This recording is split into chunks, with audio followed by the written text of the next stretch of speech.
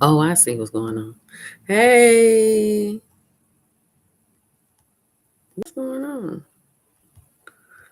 Weird. Hey, this is Te-Erika. I am 46 years old. Wow. I live in Chicago and I am living my best life. Hold on, that's my son. Hey, what's going on? What do you mean?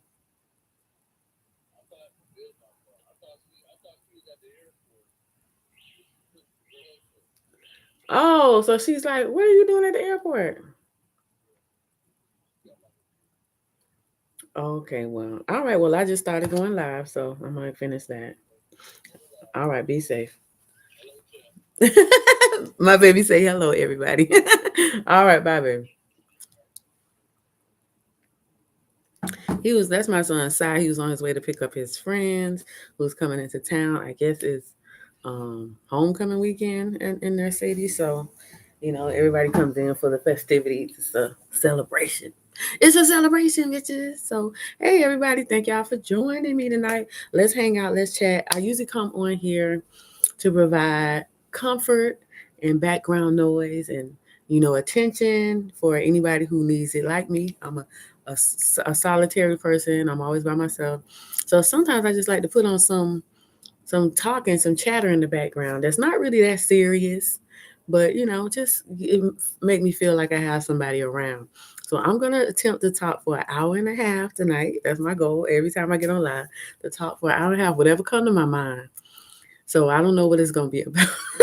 I don't know what I'm gonna say. And don't take none of this too seriously. It's just comfort for you when you driving, cleaning up. So pause this if you need some comfort while you taking a bath, or if you want somebody to talk you to sleep. I'll talk you to sleep all night and enjoy, what I got to say. But anybody can chat. I'm on live chat tonight. If you see me talking to somebody, it's not voices in my head. It's somebody chatting with me live. All you have to do is be a subscriber for 10 minutes before you can chat. I do ask that waiting period. I implement that waiting period so that I don't get any spammers coming in that crazy, and I never do. So I'm really excited to hang out tonight.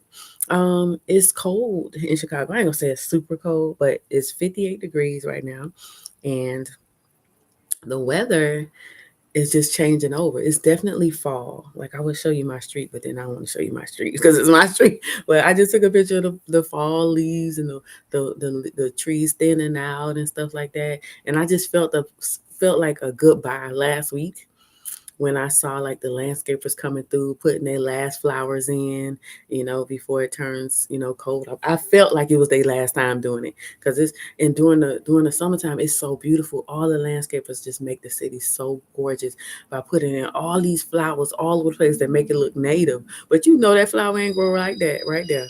Because there's too many different varieties in one spot, but it just looks so beautiful. Like they know what they're doing. I want to go see the place where they get all the flowers from, because they have these big old cabbages. They got my favorite, which is coleus flowers, all over the place. It's so beautiful. I just really respect and appreciate that craft. So, but now it's changing. Now everybody wearing sweatshirts.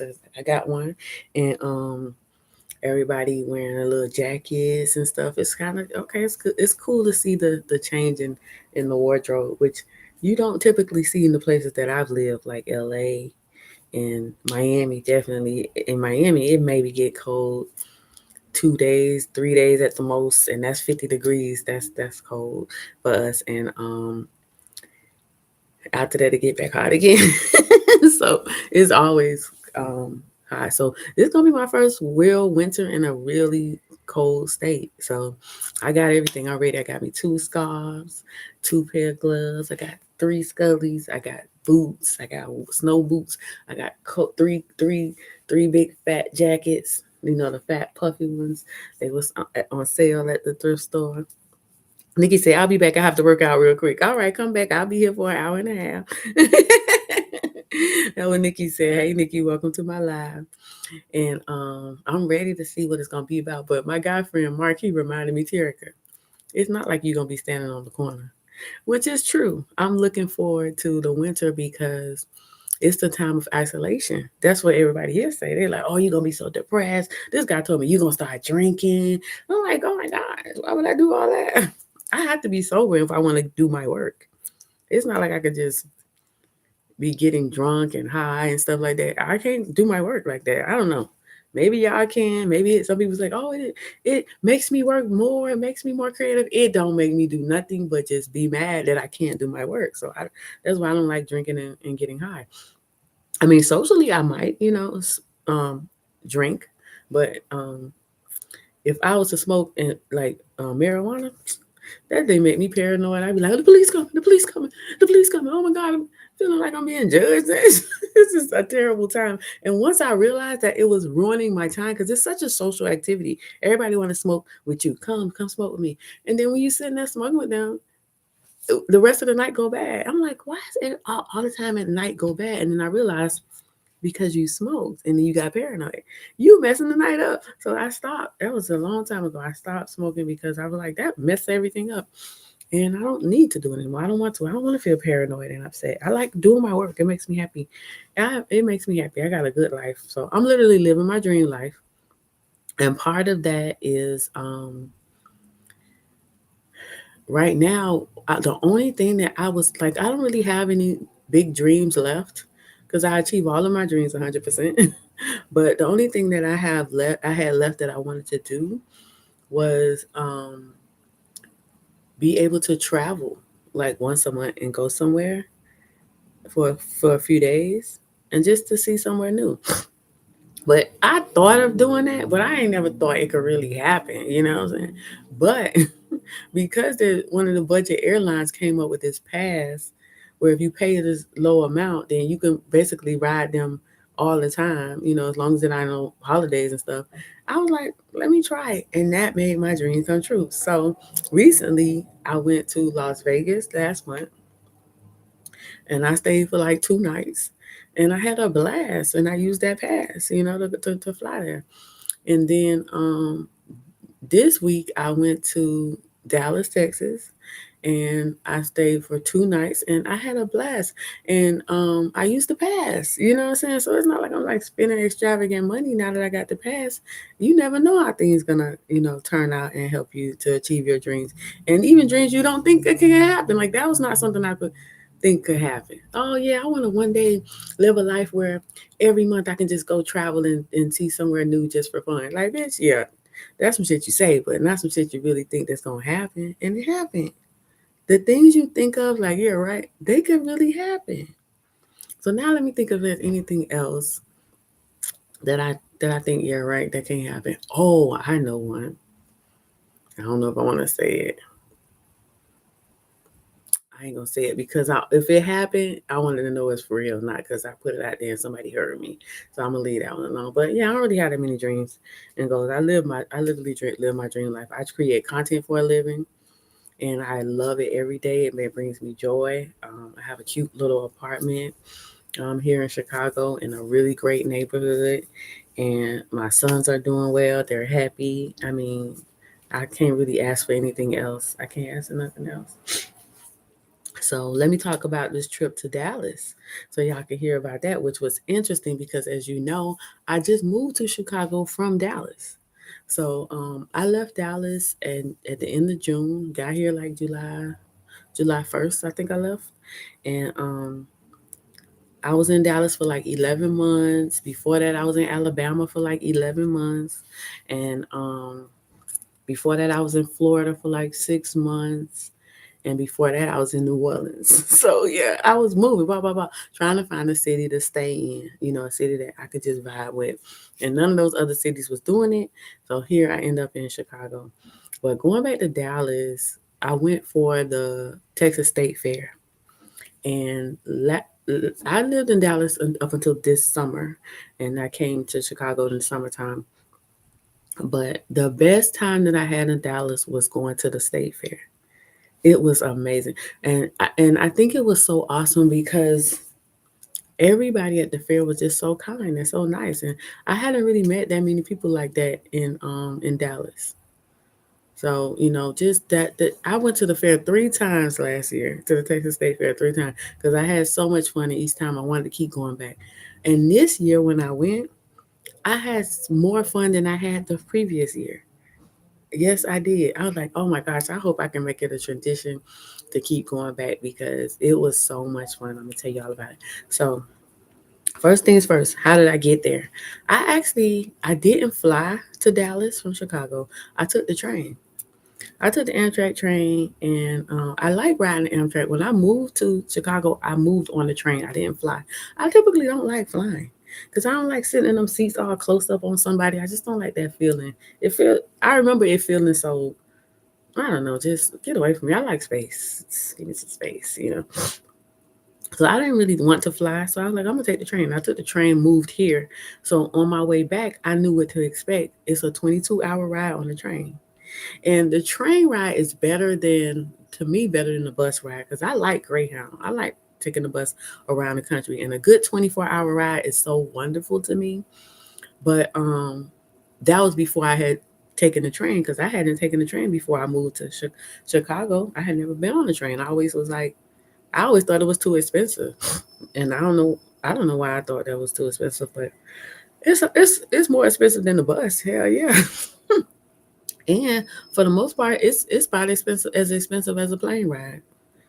And then in this case, I took it back because I had a voucher to use. That's the only reason I took it down there.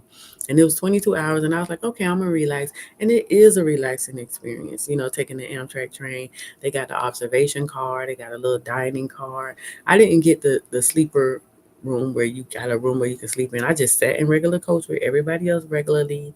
And at first it was a little bit cramped because it was full for about 5 hours. But after that, everybody got off once we left Illinois, and everybody left, and then everybody, the rest of us had 2 seats to ourselves for the entire more than that for the entire rest of the trip. So it was a cool little ride. I think the best part about riding the train is it just feel like a whole experience. Riding the bus feel like riding the bus. Riding the train, you can get up, you can go to the observation car, you can go to the little dining room. It's like you can walk around and have experiences, within that. And you can't do that on the bus. You just gotta sit there. Plus on the train you can drink. They serve alcohol. And you can bring your own alcohol, so you can kind of drink.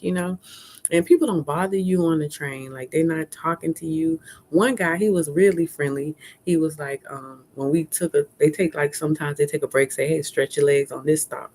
And then we go outside, and the guy was saying how for a living, he works for a traveling circus. And I was like, what do you do? He said he manages the kiddie rides. It's like 26 kiddie rides, and he managed all the people and making sure they set up and stuff. And he looked like he was about 24 himself. And he said he was going for his yearly visit to his family, because the rest of the year he'd be traveling. So he decided to take the train this time. And he was just so friendly, and it was just so awesome to meet him. But again, he didn't bother me. He didn't bother nobody. But if you want to talk, you can. But most time, I don't even have a conversation with nobody. Nobody don't ask me nothing about myself, thankfully, because I don't be wanting to talk. I don't be wanting to. So you just ride the whole train in your own thoughts, listening to your music if you listen to music. I'm not a big music listener. The Wi-Fi don't be that strong. Sometimes it works, sometimes it don't. So you really gotta be able to just be in your own thoughts. The things that I don't like about riding the train are two things. One, 22 hours in the same underwear. No. Yeah, no. Mm-mm, mm-mm. It started to feel yucky around hour 12. It started to feel real yucky, real yucky. But maybe, I guess, if you have like a private room, you can change and stuff like that. But I didn't. I was just in coach, so it feels kind of nasty after that. And then what else? What? Oh, at some point, this man came and sat not next to me, but across from me, and he started snoring, and I was like, oh my god, I hate snoring. Like, okay, maybe if I had a partner, but I'm always single, but if I had a partner that snored, maybe my love for them would overrule the fact that they snore and I wouldn't care. But I don't even know you, dude. Like, and you're laying next to me like And I'm just feeling gross. I'm just looking at him like, shut up. Like, I just wanted to throw something at him and stop doing that. You're in public. But I can't do this. It is kind of public.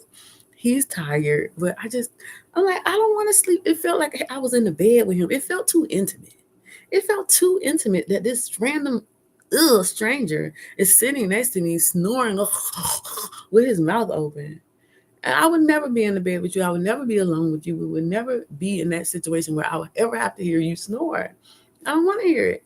So that was annoying. But because it's a train, I could get up and walk to the other part. And that's what I did for a lot of that time where he was sitting next to me snoring like that. I just went to the other part because I didn't want to hear it. But other than that, those are the only two things that I don't like about the train. The rest of it is a beautiful experience. Just watching the country, go by and the night turn to dark and all the families be on there playing cards. All the people come on there with their drinks. They bring their drinks. They just be having fun playing cards, laugh, and they make it an experience, a group experience. And I be by myself, which I don't mind. I don't read books or nothing. I literally be on my phone if I have Wi-Fi, looking at social media or and the train don't have Wi-Fi. The bus usually has Wi-Fi, which is interesting because when I would ride the bus, I would watch movies. I just watch movies on my phone, but I can't do that on a train. The Wi-Fi is not strong enough to let you watch a whole movie unless I guess you download it. And it ain't that serious to me. So, but it was a relaxing time. By the time you get off the train in Dallas, I was so sticky and nasty that I just wanted to throw up. But what was interesting about getting off in Dallas 22 hours later was that it was so hot. And so Dallas train station is downtown, but it was empty outside. And I was like, that's probably because it's hot. Because I'm like, what day is it? Because why is there not a person on the street in the morning in downtown Dallas?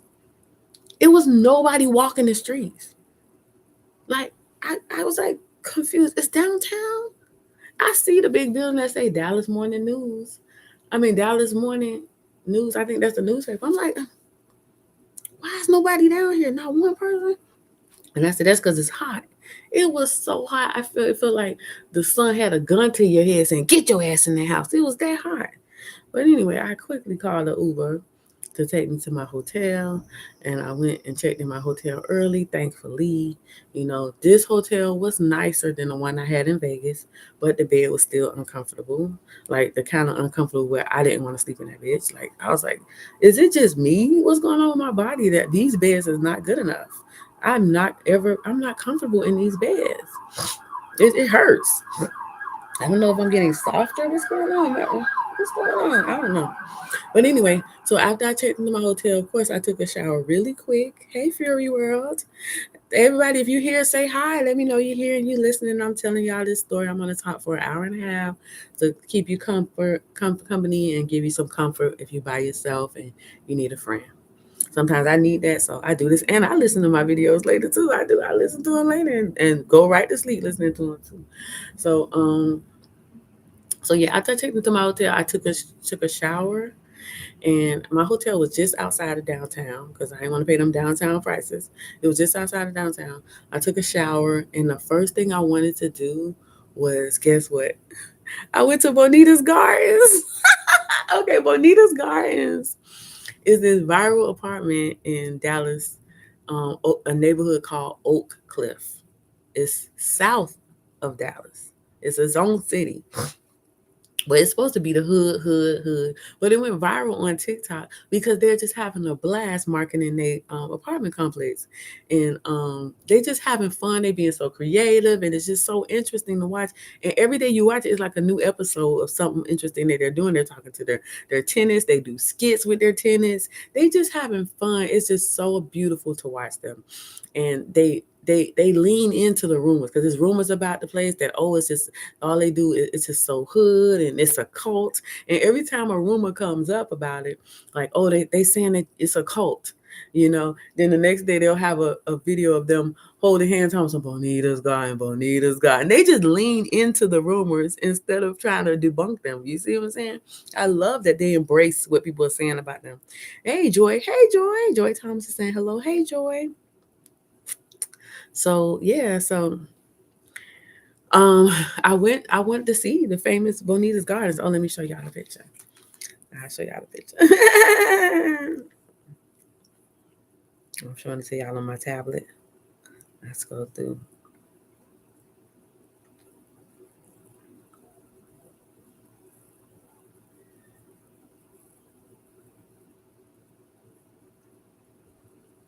Oh, okay. Oh, well, let me show y'all the well, that's me on the train. That's the observation car where you could just sit there and just watch the countryside go by, but everybody be chilling. So let's see. Now,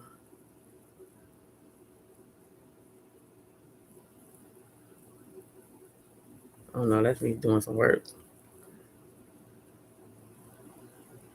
That's me. That's Dallas Morning News. See what I'm saying? It's empty. When I got to Texas, downtown, do you see anybody? Empty. Yeah, damn, I ain't never seen a downtown with nobody. I think it just was too hot. So then it's me at Bonita's Gardens. Standing outside of Bonita's Gardens. Bonita's Gardens. Yeah. That's the place. I went to the Bonita's Gardens. Why not? And here goes the thing, Bonita's Gardens Apartments. I went. I went to something and there was guys sitting out there too. And I talked to them and I was like, y'all live happy y'all live in Bonita's Gardens? And they was like, yeah. I said, y'all gonna be on the TikTok? They said, yeah, we gonna be in the next skit. I said, okay. I was talking to the guys on Bonita's Gardens. So then after I left Bonita's Gardens, I had the Uber wait for me though. I said, just wait. I just, spent 5 minutes there taking pictures. And then I said, okay, now take me to my favorite buffet from where I used to live in North Dallas. I used to live in North Dallas, and they used to have a buffet that I always enjoyed. So I went there to have lunch, and me and her was talking on the way there. And one thing I noticed, the biggest difference between Chicago and Dallas, and I'm going to do a lot of comparing Chicago and Dallas so y'all can hear. And then the first difference was the fact that it was cool in Chicago now. Like you got to wear a sweater or a sweatshirt. In Dallas, it was crazy hot. Like put a gun to your head, get in the house because it's that hot. So here in Dallas, the Uber ride from my hotel to Oak Cliff to North Dallas, all those places was $35. The Uber ride from my house in Chicago to Walmart is almost $30. So let me tell you the difference. 1 mile in Chicago is around $7, $8. For $7, $8 in Dallas, you can go 5, 6, 7 miles. You see how much more expensive it is here on Uber? That's crazy. From my hotel near down, just outside of downtown, down to Oak Cliff, then all the way back up to North Dallas for $35. What? That would have been easily like a $70 trip here if I would try to do all that here in Chicago. So it's so much less expensive in Dallas. The cost of living, everything is just cheaper. So I went up there and went to my, buffet. Let me see if I took any pictures while I was at the buffet. I don't know, but it was, and the people at the buffet, a lot of Spanish people, which I don't get to see here in Dallas. I mean, in Chicago. Like my neighborhood don't have a lot of a concentration of like Spanish neighbors, like, but in Dallas, a lot of my neighbors were Spanish, and everywhere you went, everybody was Spanish. The people who worked at the grocery stores, the people who worked at the dollar stores, and just everywhere. The people at the restaurants, everybody was. It was a Spanish city to me. In Dallas, everybody was Spanish. I think it's a majority Spanish people or Mexican in Dallas. So that was really refreshing to see. Like, oh, finally, some Spanish people. But here, it's not like that. So that was different. I had my food. Let me see if I got some pictures. I actually did. Yeah. Okay. So here. That's one of the things. And I always try to get the crawfish, which is right here. That's my favorite thing. I like crawfish. So I enjoyed my lunch there. And then I went next door to the grocery store and I got some snacks to take back to the hotel with me. I got PTSD from Las Vegas where the water at the hotel was $7 in Las Vegas. So I always try to now I'm gonna always try to go to a regular store and get some water, something to snack on, like a sandwich or something to keep in the room so that I don't have to pay those extravagant prices no more. I have an issue with paying a lot of money for food. I don't know why, except if it's crab legs, I'll pay whatever. Kenny TV said, "Hey Te-Erika, what's going on, my girl? It's been a long time. I see you've been going viral on IG and on Facebook. I'm so proud of you. Keep going. You saw me going viral? What story you saw me going viral for? I think I'm viral today. Actually, now that I think about it, you know what? You're right. I am viral today because as soon as I got back in town, I saw a story. I was like, oh shit. I saw some gossip. I was like, dang, this sounds like it's gonna go viral. And it took me forever to figure that shit out. Like, y'all think these stories easy to do? They not, because I'm finding stories that's just gossip, meaning people have nobody. A journalist hasn't written a story. A lot of my stories come from news reports where the journalist already did the work. The gossip, they don't come from a news report. It's not on the news yet. It's just people telling bits and pieces of the story here and there over days at a time. Like, she might post what's happening here, and everybody discussing the comments. Then she come back and do a live. Then the next day she come back and do an update. And then I got to go through all three of them and make it into a story, which is what happened with this story I just posted today that went viral. It's about a girl who says that she was driving for Uber and her passenger asked her to drop her baby off to the babysitter, and there was no babysitter. So she ended up keeping the girl baby all night long because the girl wouldn't answer the phone. The girl was going out to the club. The girl left, her Uber passenger left her baby in her Uber driver's car so she can go out to the club, and because she ain't have no babysitter. I was like, that's a headline. So I had to make this story, but I didn't do it in a like exposing type of way, which I usually do because I want to show people pictures so you can see who I'm talking about. But I just showed the Uber driver herself and just told it from her POV, and that story went viral on Facebook, IG, and TikTok all at one time. Yeah, it's fun. I love it. Okay, that was a lot of work though, and I was tired as fuck because I did that story when I got back from my trip. I didn't take a nap. I just cleaned up a little bit and then started working on that story, and I was finally able to finish to film it by like 5 o'clock in the morning. I was like, damn, film that bitch, put it up there. Then I was like, get some rest. You tired, now. So, but and then when I have a story that goes viral, I just let it go viral. I try not to post too much after that.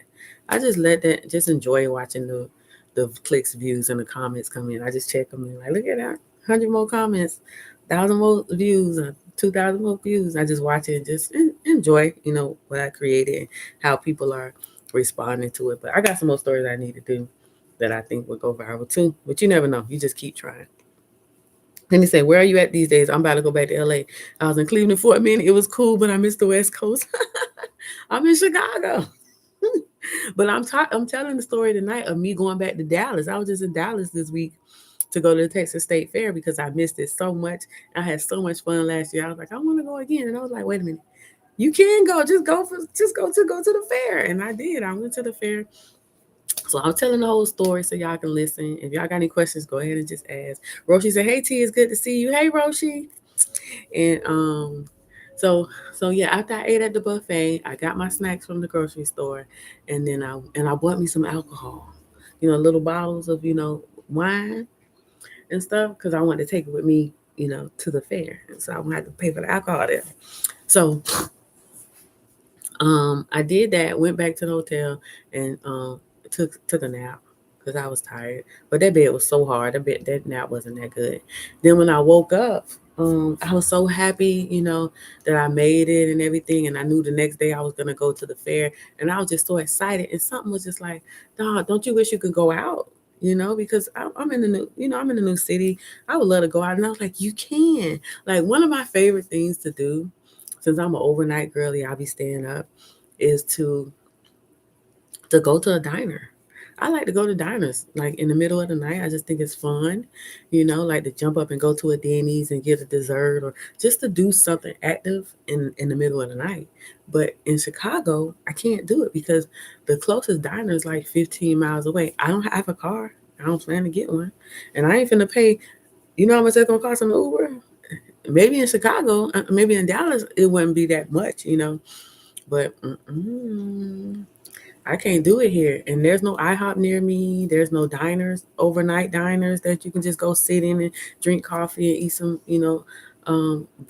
brownie or a pie or nothing. There's nothing like that. So I be sitting up here like, oh, I wish I could jump up and go. But in Dallas, I was like, you can. So I just say nearest IHOP. And I just went to the IHOP and, had me some breakfast. It was the middle of the night. Had me some breakfast and heard about some man ran ran the curb and hit the IHOP. I'm like, oh my god, it was like that just happened last week. I'm like, oh my gosh.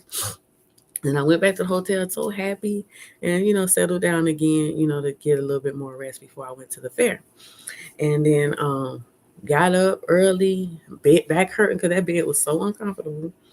And I was like, at least maybe they do that because they don't want us laying here all day. But I want to get sleep in the bed that I want to stay in and never want to leave. I want a bed like that.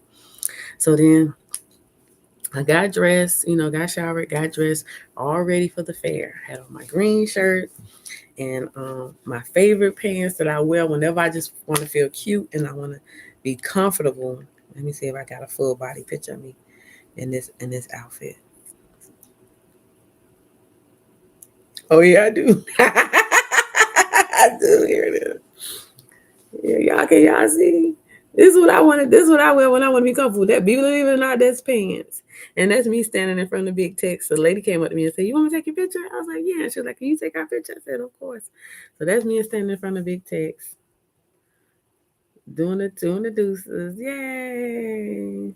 And big text is like this huge 80-foot, I don't know, I'm just guessing, 80-foot statue that happens every year at this Texas State Fair. Everybody go take pictures in front of him. I got one from last year, but I had to go take a picture. I felt cute. I was comfortable. And the Texas State Fair actually will, you can check your bag in. They will hold your bag for you. So I was traveling, so I didn't have to leave it at the hotel. I just gave them my bag, and they make you pay $5 to hold it. That's fine. And I just went on my way that at that time, but after I got dressed, I went to the fair and checked my bag in, and it was so packed, and I was so shocked because last year when I went first thing. I think I started at 10. I tried to make sure I'm there at 10 when it first opened because I want to enjoy it. Like I enjoy having the fair to myself. Last year when I went at 10 o'clock on the dot, nobody was there. And at that time, just me and one other lady, and we were just walking around. Everything open, like all the food places is open and stuff, but the rides aren't, spinning. But still, just feel good just to leisurely walk. You know how you a walker? When I'm walking, I'm always trying to get there fast. Everything fast, fast, fast, fast. Doing my work fast, fast, fast. Thinking fast, fast, fast. And when I go to the fair, I tell myself purposely to slow down. Like, where you going? You ain't gotta be nowhere. So I be just lollygagging with my hand on my hip, just walking as slow as possible, looking at everything, and then drinking my wine. Drinking my wine, walk, and they sell alcohol at the fair too, so it's not like what I'm saying. I'm sure people be drinking, but I don't be paying no attention. Me by myself at the Texas State Fair, having a blast, tipsy, looking at everybody smiling, watching the people, just listening to the music, watching everybody ride the rides, and it was just the last week for the Texas State Fair, which is why I realized why it was so crowded. Because this day last time, if you ain't get a chance to go, you better hurry the hell up. And on this day, it was half off all the rides. Okay, so where the tickets usually be $8, today each ticket was $4 to ride. So I went and I got me a bunch of tickets, and everybody be going to the fair because they want to try this food and that food. Yeah, I'm looking at the food, fucking Cheeto corn dogs and crazy shit. I ain't buying. I ain't spend all that money on that shit. Like I ain't buying no $24 turkey leg. I don't care about the food. Like I will go to another restaurant afterwards and spend way less money. But I rode them rides. I know y'all like, bitch, you crazy. I did. I was riding all the rides. Let me see what I got. Okay, this is what I did. I just got some French fries with Cajun shrimp on it. That's the biggest thing I bought. Everything else was just like fried Snickers bar, some chocolate, whatever. Oh, okay. I really did film myself eating. I filmed myself eating. That was the only time I did. But let me see. Oh no, I didn't mean to film myself for that. Oh, this is my favorite one. This is my favorite ride. I rode this ride like 3 times. I love this ride. I rode that ride like 4 times over the course of the day. Not in a row, but I rode it once, go ride something else, and come back and ride it again. I did that thing like 4 times. I love that one. It's the one where you just sit and it just go and spin around. The music be loud, and they be like, "Do you want us to go faster?" I'm like, "Yeah, let's go faster, yay!" I know y'all like, "Bitch, you old." I'll never forget last year when I went to the fair and I posted my video of how much fun I had, and somebody said, "Why your old ass over there acting like you young?" And I was like, I didn't know the time limit or age limit on having fun at the fair. Because I have so much fun. I just rode the rides. I didn't film all the rides, I don't think. Oh, I rode the carousel.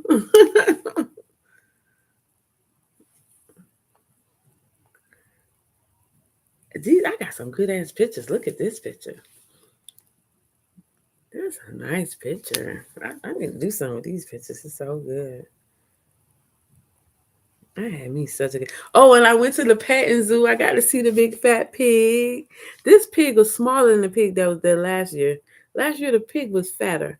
But I like to go see this big fat pig because this is the only time you can really say that and it's okay. You big fat pig. That pig ain't do nothing but just lay there nasty and dirty. Nasty and dirty. Just looking crazy. And just to think, you eat this pig.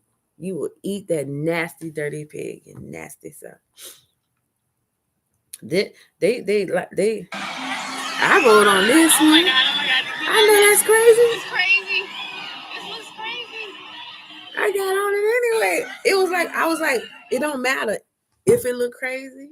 I'm gonna get on it anyway, and I got on it anyway. And guess which one I got on? I got on the one where it's like swings, like at the park where they just have the chain swings, and then they swing your ass all around, then flip and swing you just on the swings. I always used to see that like, them bitches is crazy. But guess who was crazy with them? I got on that one too. I was swinging, but I was quiet too because I was just like, it's time for me to die. It's time for me to die. I ain't gonna die screaming. And I swung, and I went all the way to the top. I went on everything. The one that go all the way across the whole park where you just sit in and watch. I got in that too, and I usually don't like heights. I was just riding my ass off, and I just and tipsy the whole time. Tipsy, just drinking, then ride, drinking, ride, drinking, ride. And I only had one conversation with one person. I saw this man. He sat down by himself, and I was just sitting there taking a break from walking because I was tired. And I said, "Hey, do you work here?" He said, "Yes." And I said, "Oh, how long you been working?" He said, "I do this every year for a few years." He said he been retired for 34 years, and he was now 85. I said, "Are you enjoying your retirement?" He said, "Yes." I said, "What are you looking forward to?" He said, "Well, me and my wife, we have a good life. She been retired for a little bit less than me, but both of us, we still have a good life. We both been retired for more than 20 years." So I was asking him out here how he met her. I can't remember what he said at this point, but it was just a nice little conversation with a man that's 85, and he said his mom, and he said if she make it to her birthday, she gonna be 108. I said, "You lying?" He said, "Nope, his mom gonna be 108." What? Mm. So that was awesome. When I tell you, I had a time. I had a time. All I did was ride like I was a little kid. A couple of people were saying stuff like, "You by yourself?" And I was like, all day. Like when I rode the log ride, you ride the log in the water and then take you up and zoom, smash you down. I rode that by myself. I rode all the rides by myself. I didn't mind. It's better than having somebody that get mad at you and annoying you and stressing you out. Like literally this one, I loved last year. That's why I went 3 times last year because I loved it. But this one, was way better than last year. All three of them combined. So maybe I can make it a tradition to keep going back. But what I'll do differently this time is I won't take the train there. Because of course that first night I spent on the train. And by the time I got there the next day, I was just so tired. And so I'll just make sure to fly in. But also after the fair, I won't leave that same night. But anyway, after the fair, I was tired. I thought I could stay till the evening time. My flight didn't leave till the evening. But since I got there at 10 in the morning, I was tired by 1 o'clock. I was tired. But I managed to stay till like a little after 2. And then I was like, okay, what am I going to do? My flight don't leave till way tonight. So I was like, you know what? Let's go back to North Dallas where I used to live. And I did a little Uber tour and I drove by my old apartment. It's still super cute. I love my old apartment. Like literally, I was always so happy to go home there. Like always. And it's still cute, of course. And then I went to the Walmart because I don't get to go to Walmart here. So I went to the Walmart, walked around there, and went to the Sam's Club and got pizza for a decent price. Not like the fair. At the fair, the pizza was $10 for a slice of pizza. I was like, I'm not buying it. I'm not doing it. I just can't do it unless it's crab legs. I'm not spending a lot of money on food. Can't do it unless it's seafood. But got the little Sam's Club special, and then I got the Uber to come pick me up and take me to the airport. So that was a few hours later. Thankfully, I did that because it was so much drama at the airport. Like I told you, my issue is the fact that I changed my name.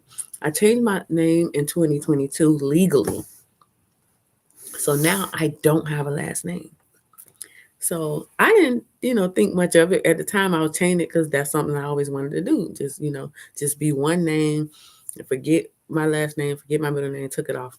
But now that I changed it over for my official documents, and I'm walking around with the ID that just says the one name, it's been a problem getting on in airports. So typically, up until now, when I flew to Vegas, front and going there and coming back, there was issues, but it was easily resolved.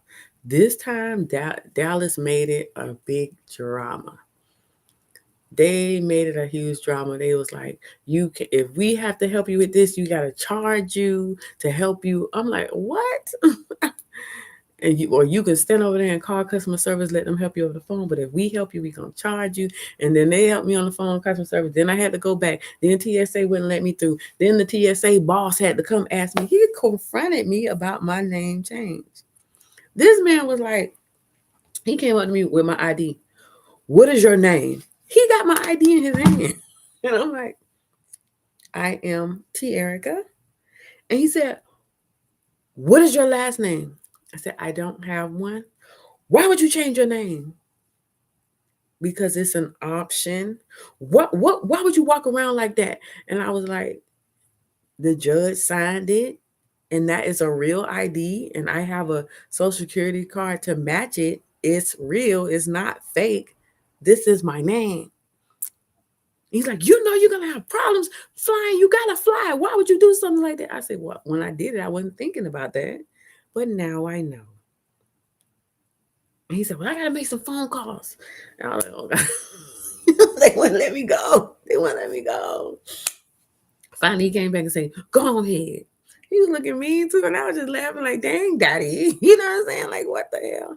Oh my God, it's Sean Mike. Hey, Sean Mike. Welcome to the live. I haven't seen you in so long. How's it going?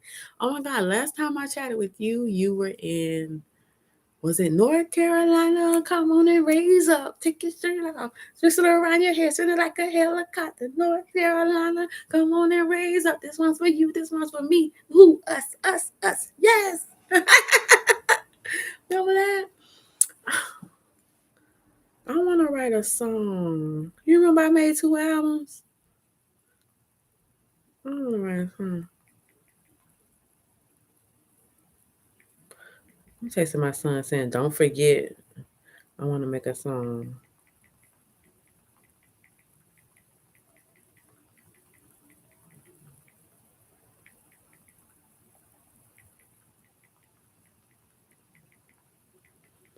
He probably gonna be like, he said he hate working with me on music. because it takes so long, and I want everything so particular, which is true. But anyway, so yeah, finally they let me onto the into the thing at DFW, and I had never been to DFW before because while I was living there, I didn't go anywhere. I don't think. I just spent the whole year in isolation in Dallas, I think. And then I finally made it back to Chicago. And instead of taking the train back like I did the first time, I just took an Uber straight back because I was thinking to myself, you pay for your son Uber from the airport. Why wouldn't you pay for your own? I'm tired of treating other people better than I would treat myself. Like I Uber eats my sons. Like I would Uber eat them medicine if they sick, or just a meal as a surprise. I would never do that for myself. I would never. I Uber eat myself when I'm sick and I can't leave, and literally physically can't. Other than that, hell no. You don't eat them chicken nuggets that's in there. You're not finna just Uber eat yourself for a treat. But I don't think I should be treating other people better than I treat me. I'm gonna stop doing that. So I Uber myself home and came here and immediately started working. And it was cold again, here, or at least cool enough to turn off the air conditioner, which they said we gotta take the air conditioners out because they about to get ready to start turning on the heat in the building. I'm looking forward. Sean might say, "How the hello you got to Chicago?" Sean makes, "I'm in Florida, moving to Atlanta after everything. Oh my God, North Carolina was interesting." Sean said, "I finally caught you. I have no words. I'm going through it. And oh my God, my grandma passed. Oh, trying to prep. Sorry to be a downer. I'm so sorry to hear about your grandma. I'm sorry. It's okay. This life happens. Thank you for telling me what's going on with you. And if you're watching, please be my friend because I come on live. I really spend all the time by myself. So this is a time where I really just get to talk to people and see how people doing. And when people come in the chat and they tell me about their life, I always remember. If you tell me your name, I'm always gonna remember you. I'm never gonna forget. And I'm gonna remember the story you tell me about your life. So make sure you come connect with me. It's start a conversation. Tell me about yourself. I'll ask you more, and you can be like one of my internet friends. In fact, the last time I did live, I think a girl was on here. She was saying she'll go back to New Orleans with me because I don't want to go to New Orleans by myself. And I said, well, let me add you on Facebook. Just send me a message so we could become friends on Facebook so we could go. And she surely did, and I surely did. I added her. Like, it's not that big of a deal. Sean said, how you got to Chicago? When I was in Dallas, I was like, I knew I couldn't stay there. I knew it wasn't like the best place for me. So I was like, I gotta pick another city, and I chose Chicago. Here I am. And Sean said, your TikTok is killing it. Oh my God, how is my TikTok killing it? It is. In what way? In what way? Well, I gotta look at my TikTok. What's going on? I don't know. Tanita Ride, I say, hey Tanita, what's going on? Sean said, I don't watch TikTok, but you're doing good. Wow, I'm doing better on Facebook. Like you can see how well I'm doing on TikTok and Facebook right now. If you look at the numbers, if you're going by numbers, just subscribers, followers. I hit 300K on Facebook and 200K on TikTok in the same day. Now I think I'm at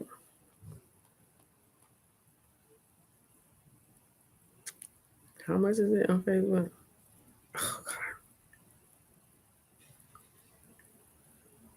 Now I'm at 334K on Facebook and 205K on TikTok. You see how slow my TikTok is growing compared to my Facebook? And I already know the reason for that. The reason is because TikTok likes a different type of content than Facebook does. But because Facebook pays me more, I focus on making the content that Facebook like versus the content that TikTok like. Because Facebook pays me more. I post the same content on all platforms. But every platform likes something different. Like TikTok, like just me sitting here just telling stories. Facebook, like the when I do the background, and I like doing them stories better anyway. But because Facebook pays me way more than TikTok ever did, I focus more on what Facebook want, and I still repost it on TikTok. So sometimes it can go viral on both, which is a plus. But I manage. I'm not hungry, so I'm doing all right. But yeah, I used to get way more views on TikTok than I get now because I was focusing all my attention on delivering it the way they like it in TikTok, which is more FaceTime type of, thing where you just talking to the camera because it's more social over there. They like looking at somebody just talking to them. And Facebook ain't like that. But the stories I was posting on TikTok did well on Facebook too. Facebook like anything. But now I get way more engagement on Facebook, and that's where I need it to come from because Facebook pays more. Sean said, even though you took them down, I still quote your videos. Aww. Sean might say, I remember you lost your aunt when you was in LA. You found a way to honor her. I'll always remember that. Oh my gosh.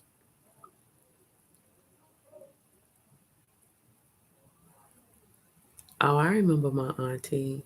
I just be still talking to them sometimes.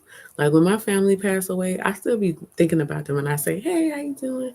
And sometimes they'll still visit me in my dreams. Like whenever people pass away, they always come visit me in my dream and talk to me. They'll call me on the phone while I'm in my dream or just come and see me where I can hug them.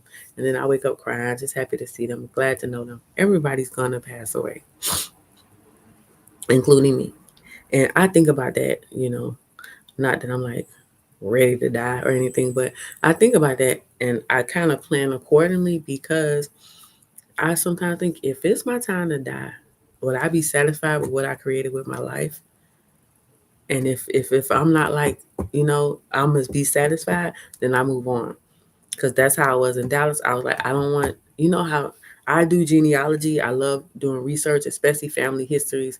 And when I die, literally it's gonna say born and die and a dash. And all this dash is what I'm filling up with my memories, my choices, and stuff like that. But nobody else is gonna care or know unless they watch my videos. So literally, I try. So like that, at the end of my dash, it's gonna say died whatever year, and it's gonna say a city. She died here, and I didn't want it to be New Orleans. I didn't want my diet to be in New Orleans. I would think about that. Like, I don't want my biography to say I died in New Orleans. I didn't want that. It didn't feel right. I didn't want it to say I died in LA. It didn't feel right. But I don't mind Chicago. It's okay. I like my life here. I like what I've set up for myself so far. It's not extravagant by any means, but it's cozy. And when I walk outside, I'm happy every day. And the people here, I like these people better than I like the people I met in any other city. Just the feeling I get from them, the casualness of them. Like I'm trying to explain it. Like everybody in Dallas act elite. Like, like they literally look at me. Like one time here, I met a man from Texas, and the look he gave me just was like, oh, I just wanted to just like I just moved. I had just moved here like a week. I was just here for a week, and I seen this dude, and he was just like, and I said, that's exactly the fuck why I don't want to be there. I don't want nobody else looking at me like, what did I do? I'm not that ugly. Like, I'm not ugly. Like, do I smell bad? Like, tell me what the fuck? Why do I want being what? And it was a whole grown ass man, growner than me. So that's kind of how I feel like in Dallas, people was looking at me like, who the fuck? And here it ain't like that. They just casual. They just casual as fuck. Like, they not trying to exclude you or look down on you. I don't ever get that impression here, except for one lady I met. But other than that, man, no, they not like that. And that's what makes this more cozier to me because I don't feel like I'm looked down on. Oh yes. So I might say, yeah, I wasn't feeling in North Carolina, so I went to Florida and helped my mama until the end. Oh wow, wow! I didn't know that. Well, I know your mama was happy that you was there. Wow. Y'all rich though. He got one of them Hustable families. Like his whole family are coming, check on him in his new apartment in this new city. How's it going, son? Things are going okay. Good. This looks nice. You're doing a good job, baby. We're rooting for you. Bye. Like he got one of them Hustable families. But yeah. So yeah, that was the major differences in how I feel. I don't know. Maybe I'm just not high status enough, for Dallas. But I just feel like it's for people who just on a upper level that I'm not there yet. So I don't know. Maybe that's why I don't fit in there. I don't know if I fit in here either, but um, I like being here, and I don't want to leave. So I don't have. I have not had any. Actually, I did. I don't. I didn't talk about this, but immediately after I came back from Vegas, I went through this weird mental thing where I was like, I gotta leave.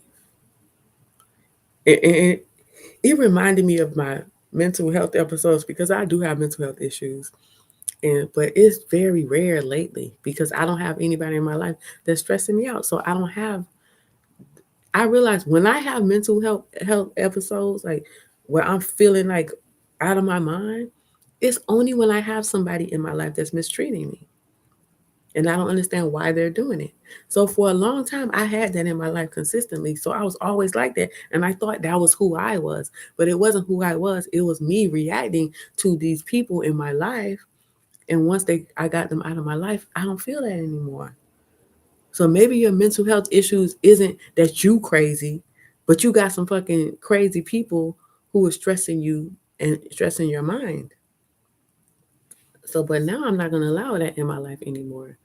So, I don't feel. I really feel like that, but I felt like that when I got back from Vegas. I was like, shouldn't be here. I need to leave. All them crazy thoughts, and I let it happen. I didn't make any grand decisions at the time, but I let it happen. I just said, okay, maybe it's not. But for now, I'm so looking forward. Sean Mike said, you seem comfortable there. Oh wait, Sean Mike said, oh my God, I was telling my grandma that she was talking and she saying to me, you think you the problem? It kind of hurt hearing that. Problem in what way?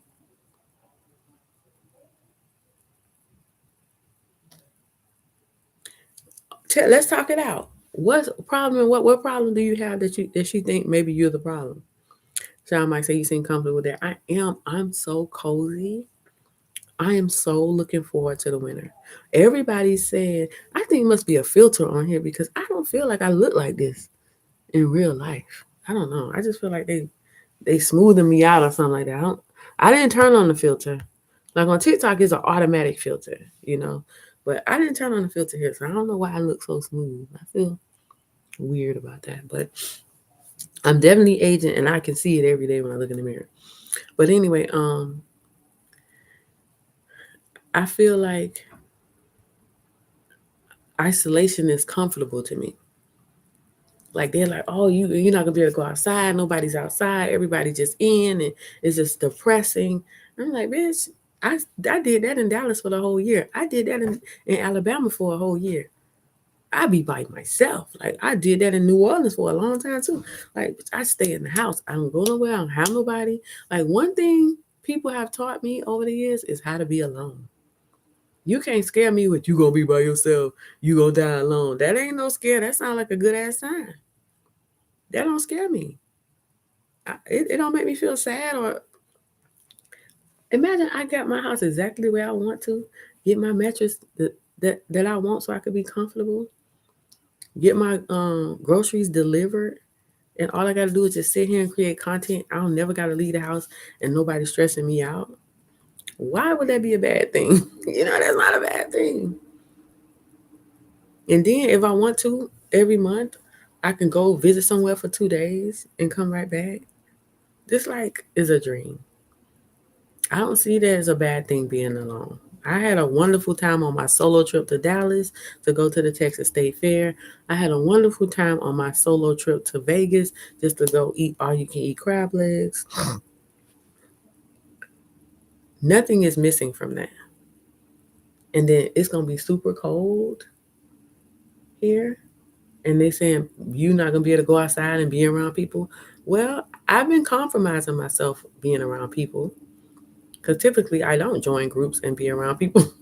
But since I've been in Chicago, I've been going out a lot and being around people.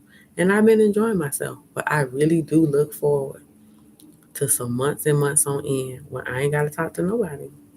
I ain't got to see nobody. And then I get to come back to this cute ass apartment. It's so adorable in here. Sean might say moving so much to 15 million states. Oh Lord. All right, let's talk about it. So Sean might say he was talking to his grandma before she passed, and she said maybe you're the problem. And he said it kind of made him feel bad. Sean Mike, moving from state to state and trying new places is not a problem. It's not indicative of that something is wrong with you.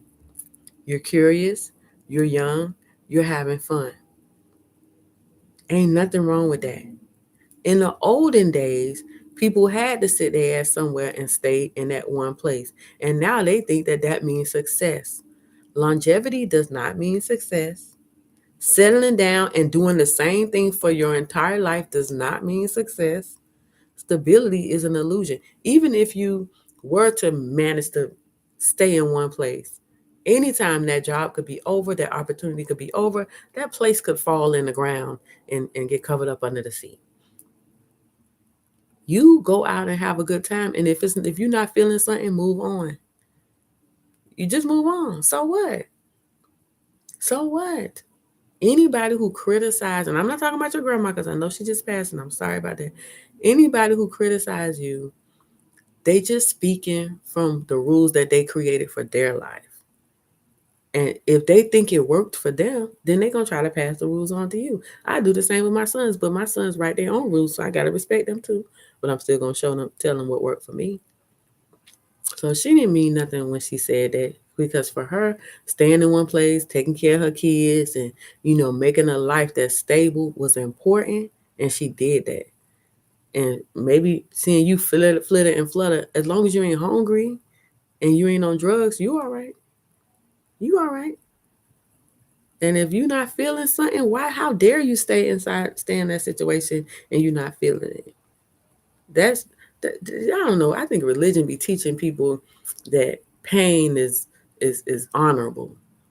Oh, just suffer through it, suffer. If you're suffering, you're gonna get into heaven. If you suffer through it, you're gonna get your reward. No, it ain't. You shouldn't be suffering, especially in no relationships. And you damn sure ain't gotta suffer in no city. That's why I be looking at people sideways. You live where? You live in one of the most expensive cities in the country, and you homeless. Why are you complaining? Because why are you still living there? You could go somewhere else. Of course, you can't. Most people can't afford that expensive ass rent. Why are you trying to make it? Go to another city, develop other skills. Go to a city that's more affordable. Well, I want to live there. Well, then you want to be in that situation, because this expensive city is too expensive for someone with your skill set. That's why you can't make it. Go somewhere else and learn some other skills. You can move around. You can do whatever you want to do with your life, as long as you ain't asking everybody and making everybody feel sad for you while you're doing it. Oh, I don't like this. Okay, well, go somewhere else. As long as you ain't complaining along the way and expecting people to solve your problems for you.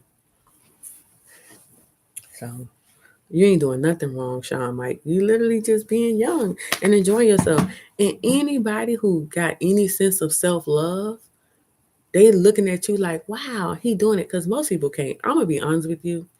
I know I make it look easy and simple to move from place to place, but it's not. It's not. Mentally, emotionally, physically, it's stressful. It's stressful. You don't know anything. You don't know anybody. You alone, but I'm so used to being alone because people have taught me how to be alone. Like everybody just taught me how to be alone.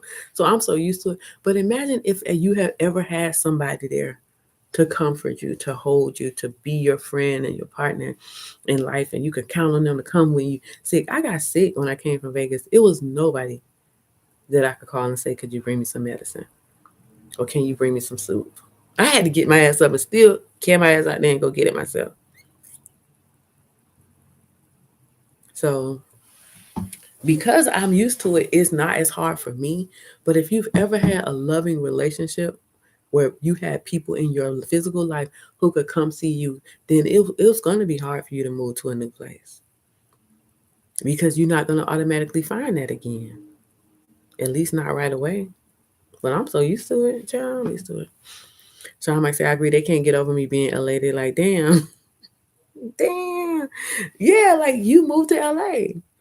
Come on now, that's the most expensive one outside of New York. That's an expensive place, and you made it there. You make it there, you can make it anywhere. So now all you gotta do is what I tell my son. I said, baby, you have set goals and achieved them that are so amazing that all you have to do is just set your pointer on another goal and you're gonna achieve that too. Any goal you set, you're gonna achieve. You're gonna achieve. You're gonna achieve because you've already done such big things. So now you just got to decide where you're going to point your magical powers. Boom, achieve that, or achieve that. And that's how you are, Sean Mike.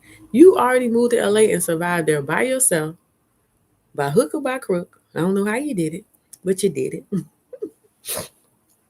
By the way, did anybody watch Chicago Med tonight? Because apparently I was on the episode doing my background acting. I mean, I don't know if anybody saw me. I didn't watch it. I don't even know how to watch it. But tonight was the night. And it was during the airport scene where the doctor was at the airport, and I was walking by. I had on my glasses. I had my hair in the bun. I was a flight attendant. Let me show you my picture again in case y'all gonna watch it. If y'all can go back and I don't know how it works with TV. If y'all can go back and rewind it and find me, please send me the screenshot so I can see if y'all see me walking by. I was a background. I didn't say anything. I'm not an actor, honey. I'm not an actor. I don't know how to do that. But I can act in the background. I know how to walk by. I know how to walk by with the best. That's me. Walking by. I was probably walking by the main characters. If you look, tell me if you see me. Because I know how to walk. I know how to walk by, okay? Without looking at the camera. That's all you need to do for to be a background actor. I know how to do that. And let me tell you what else you need to do for be a background actor. You got to know how to talk without saying the words. So this is how I do it. You go,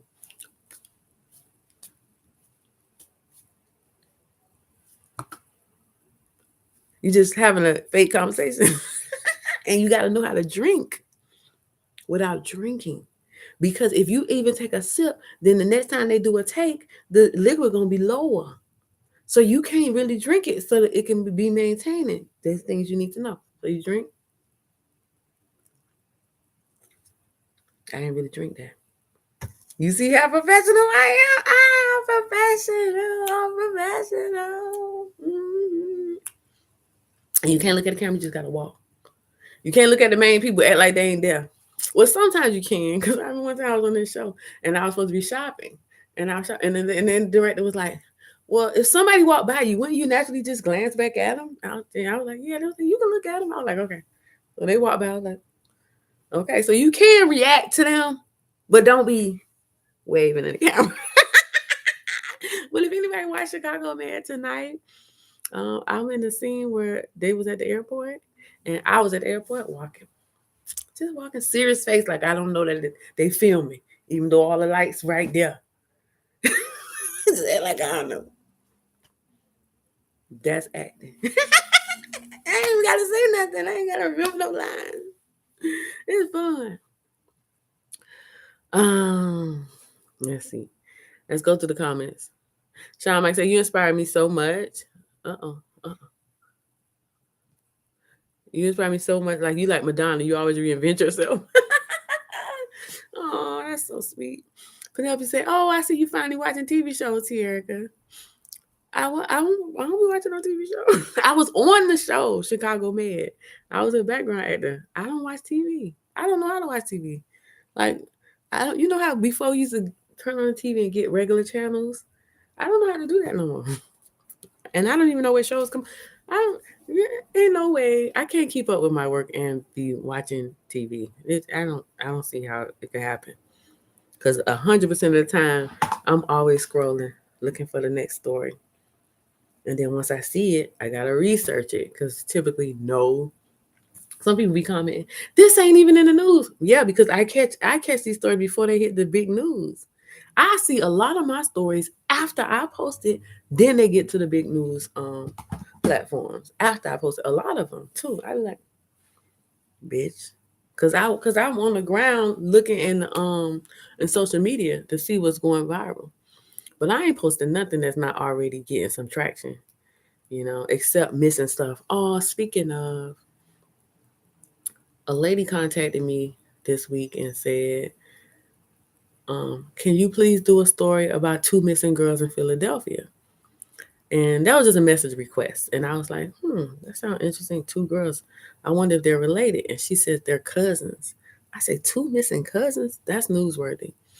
So I accepted her request and said, is there anything out there about them already? Because it had to be something. You can't just tell me quietly and expect me to break the story. You gotta put something on social media. So she sent me some links to one of the girls. And then she said, I heard about this because I was sitting on the bus stop and a woman came up to me with a flyer and she said, have you seen this girl? And she said it was her daughter. And then she showed me another flyer of another missing girl. And I think she said they was cousins. And she said, I took pictures of the flyers and I said, I never seen them, but I can go on TikTok and see if anybody would share the story. And she said, that's when I reached out to you. And I said, okay, send me the flyers that she sent you. So she sent me the pictures of the flyers and I looked at it and I said, okay. So I took the numbers off the flyers and text the ladies like, hey, I'm a content creator. Here's a link to my platform. I would love to make a story. They ain't write me back. I called the next day because I still was like, one of the girls had been on the news. The other girl who was 16, there was no news stories about her at all. There was one police report, but no news. Nobody was talking about her. Everybody was talking about the other girl, but not this one. So I called her and she's like, yes, that's my daughter. Um, I said, but are these two girls related? She said, no, it's just my daughter's missing. And I already knew the other girl's daughter was missing after my daughter. So I figured I show both flyers. I don't know her mom, but it's two black girls missing. Can somebody pay attention? And I said, oh, absolutely. I said, come on, let me get some information from you. She gave me some background information, including the fact that her daughter's phone was found an hour away 4 days later. And her daughter has been missing since September 26th. I asked her, do you have any video, And she sent me like a personal video that she had. And I said, I'm going to construct this story and I'm going to call you back. I wrote the story, called her back, read it to her. The fact check, is everything accurate? Is this something you want put out there about your child? And she said, yes, I appreciate it. Thank you. And made the graphics, recorded the story, and then sent it to her. And that went viral on all platforms too. And her daughter still has not been found. 16 years old in Philadelphia. She was actually at school and some girls was trying to fight her. She called her mom, these girls waiting for me outside the bathroom. And she said she hung up with her daughter and she never heard back from her daughter again. The school called her and told her, we put your daughter on the bus before school ended so she can get away from the bullies. But her daughter never made it home. So she's wondering why the school would let her daughter leave early, knowing that people was waiting to fight her unaccompanied. And now the school acting like it ain't their problem. The police acting like they can't do nothing. And she don't know where her daughter's still not home. And her phone was found an hour away at an apartment complex abandoned in the yard. And every night she got to sit there and wonder where her daughter at. She's a mom, but she's only 34 years old. She's young, you know. And her daughter's 16. So after I posted that video, it did go viral, especially on Instagram. They were sharing that like crazy. It went viral on Facebook too. But I feel like that wasn't enough. So I made a flyer for her so she could share on social media. I shared again with my followers. And then I called Channel 10 in Philadelphia and asked them to please do a story on it. And they was like, well, just send us the information in the email. But so far, I haven't heard that they did a story at all. But I'm not there to watch the news. So one thing that's great about having the platform I have, and I do a lot of gossip, trending news, but when somebody really needs some help, I can help because I know how to get attention. And some, not lately a lot, but before a lot of people was coming to me, please, my person is missing. Can you help me find them? And one time it was a girl, she was like 20 and she was pregnant and she was missing. And it was so sad, like, but the most amazing thing was that a month or so later, she reached out to me, the girl, and she said, "I'm all right." I was like, "Oh." She said, "I'm all right." She saw the video I made about her. And sometimes other people reach out to me too, and they don't be all right. They ended up, being murdered. And one time, my mother reached out to me after I did a video about her daughter who had been murdered, and she was trying to figure out what happened. So those times, I really feel like, I'm doing this for some positive. I know most of my stuff, I try to be entertaining because everybody send me the most terrible news. Like everybody's murdered, all the kids is being abused. I'm like, oh my God, I don't even want to hear that half that stuff most of the time. So if I can be helpful, but I still want to be more on the entertaining side because y'all bombarded with that negative news all the time. So at least when you come around me, at least let it be something, it's gonna be like, wow. I want a wow reaction over that's sad, that's sad. Even though that's sad content, that makes me the most money. Content that makes people feel bad and feel like we doomed, that makes the most money. People like feeling like that, I guess.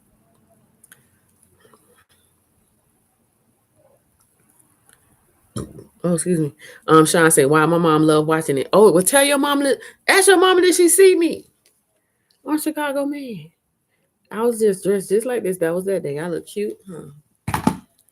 Um, Penelope said, "I remember some time ago you mentioned you didn't want to watch TV shows because they were too much of a distraction." Exactly.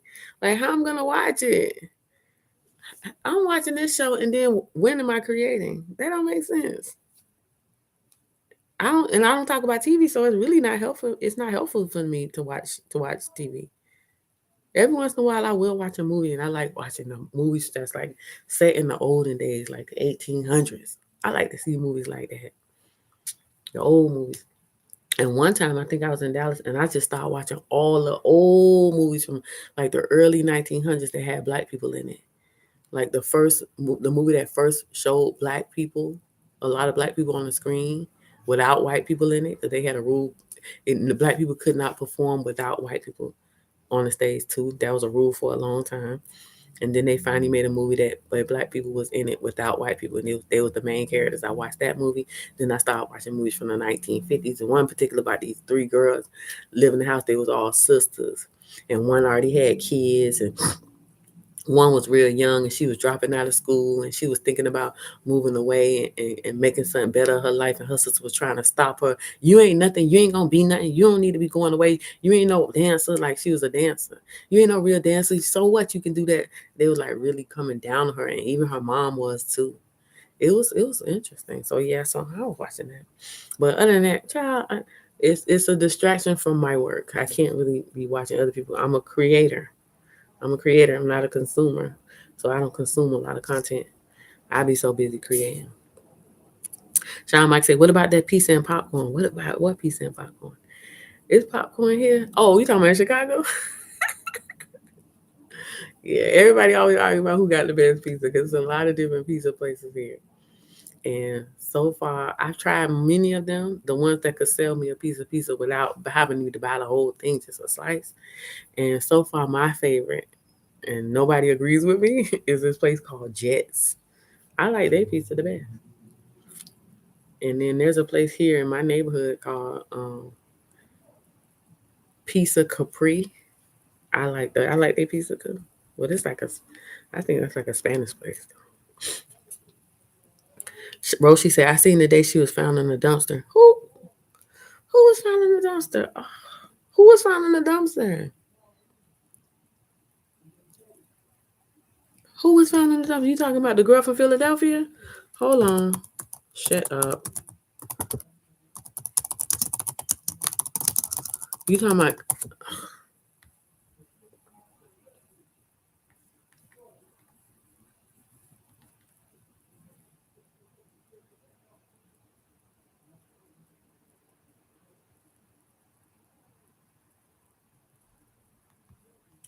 Oh my God! Somebody arrested.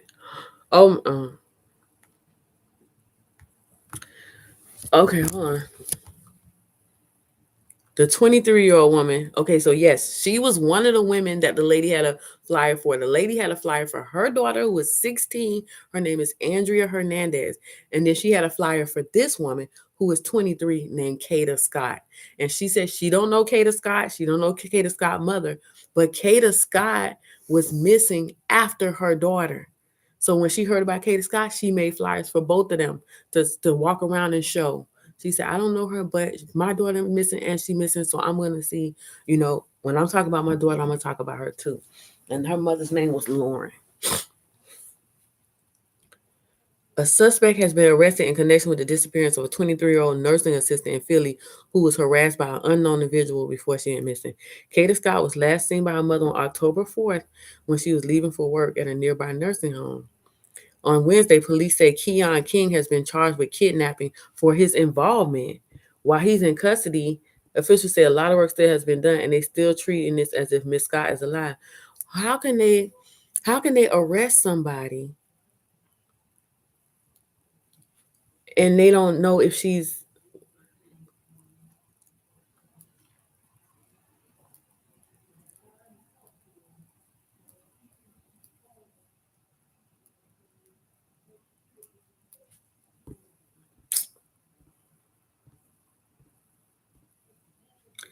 They recover her vehicle.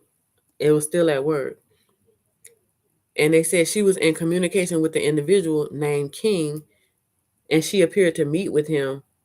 Oh, this is the person she met with after she left work on October 4th. Ew. He's the last person we believe to be in contact with her.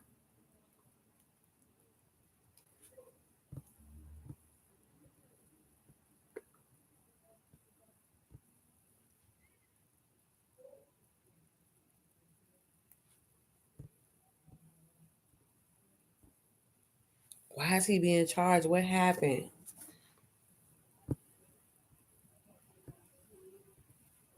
They said now it's being investigated as a homicide.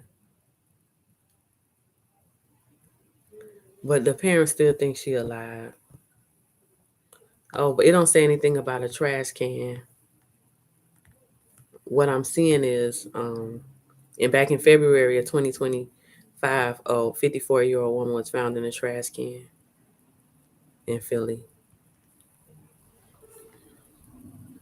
The girl missing from the school was found in the dumpster. What? You're not talking about Andrea?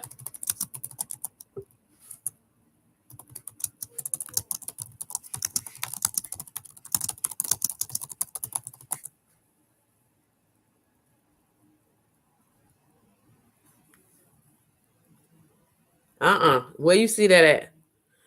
Come on, where you see that at? Because I'm looking in the news right now, and all I see when I look up Andrea Hernandez is the stories that I reported.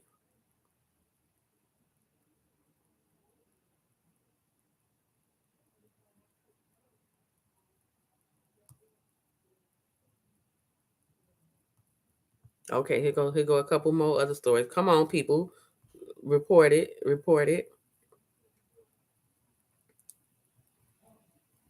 Come on, here goes somebody on it. Okay, I'm seeing a little bit more reports. Come on, because I know I was the first one.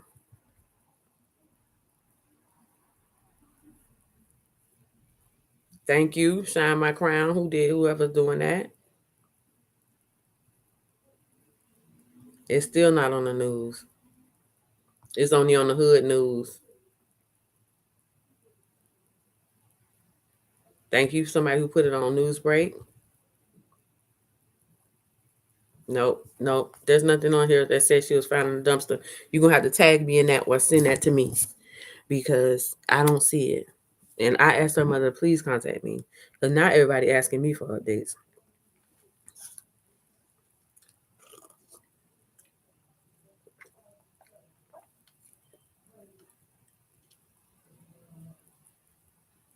Mm. It's a news page on here that said it today. Tell me. I don't get no news from YouTube. Like somebody was sending me a story that everybody was talking about, but I said, okay, you got to send me a source. Where am I gonna find the information? He gonna send me a YouTube video. Nope. And I never find stories on YouTube. I don't watch YouTube videos for to find stories. No, no, no, no, no. Even my researchers, I say don't look on YouTube. I don't want to see it. Don't send me no YouTube links because anybody can get on YouTube and say anything. They're not going to check for accuracy, and they're trying to entertain you. So I don't think that that's credible, to be honest with you. So you got to tell me somebody else, somewhere else that says it. But I will take if somebody personal social media and they say it on their personal social media with their name and their picture and it's public, I take that as credible. Like if somebody say my daughter's missing and they tell their story with their daughter picture, boom, that's credible to me.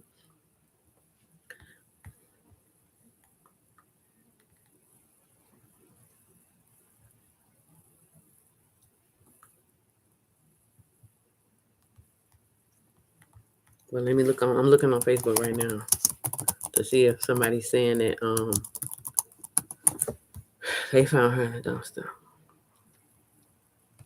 I ordered some new glasses, and I'm kind of struggling without my glasses because I can't see.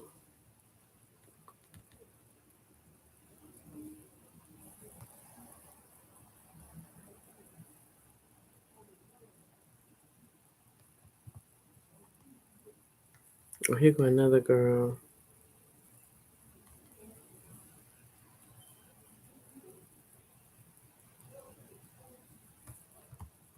And then some girl made a comment on my video about Andrea saying, "You don't know what really happened. I go to her school. I know what really happened." I'm all in her DMs like, "What happened?" She not even responding. Come, stop playing. This ain't no joke. Like my heart was hurting. I'm gonna go check and see if she ever responded to that video, to that comment. I'm sorry, y'all. This just really bothers me. Like, imagine if this was my child, like, and nobody's listening. The police not listening. They're not even putting it on the news. What?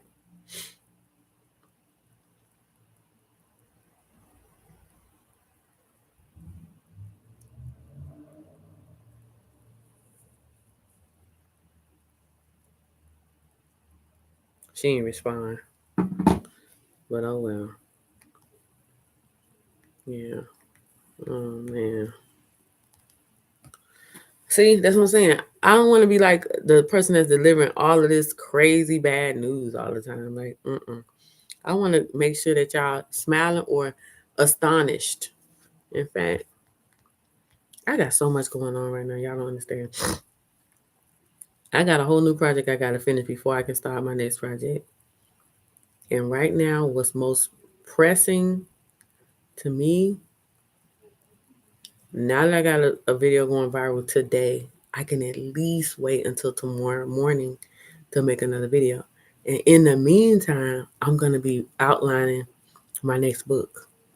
So I'm going to spend tonight, after I get off here, I'm going to spend tonight brainstorming my outline for my next book, which is not even my Black History book. It's something I want to do before I do that real quick. And coming up with a strategy for what I want to share. And hopefully I can do this overnight tonight and at least get the first draft of that done so I can be looking at it. And then I've been working on a book cover for that too. Because once I get my book cover done, it lets me know the book is real. It kind of, the book cover being done kind of makes me feel like now you pregnant, you got to finish it. You got to finish it. So now that I'm working on that, those two together, then push that out. Because honestly, thinking about my next level, where I want to go from content, I love content, and I would do this till my dying day. Like on my deathbed, I want to press published. Like here's some more content for y'all to make y'all smile and make y'all feel something. I would love to, to do this forever because it's satisfying to me. But I don't want to be pulled in a direction I don't want to go in with the promise of more money. I would love to get more followers, yeah. But I don't know. I don't want to show. I don't want to have guests where I gotta be. I don't want to have no podcast. Like where I'm every. So what other? How can I build upon what I'm already doing without going the route of now I'm like Wendy Williams, Sherry Shepherd. I don't want to be doing that. So I figured out another direction to head in, and I'm gonna at least try. That's what I'm gonna at least try, and it takes me away from craziness. Bro, she said it's on M. Keisha Investigates on here. Thank you, girl. Yeah, that's what I'm talking about. Hold on. Well, let me look it up on my tablet.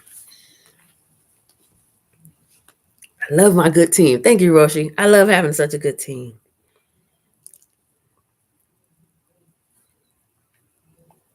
M. Keisha Investigates. Let's look. YouTube. M. Keisha Investigates. 21-year-old. Go ahead, girl. 21-year-old girl. Look at her.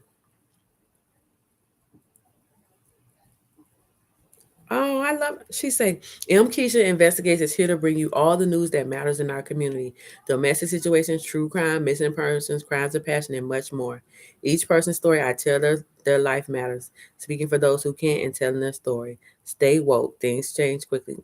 If you have a video request or business inquiry, please email me and let me know. Thank you much for supporting the channel. And you know what? I'm finna follow her because boom. M. Keisha Investigates.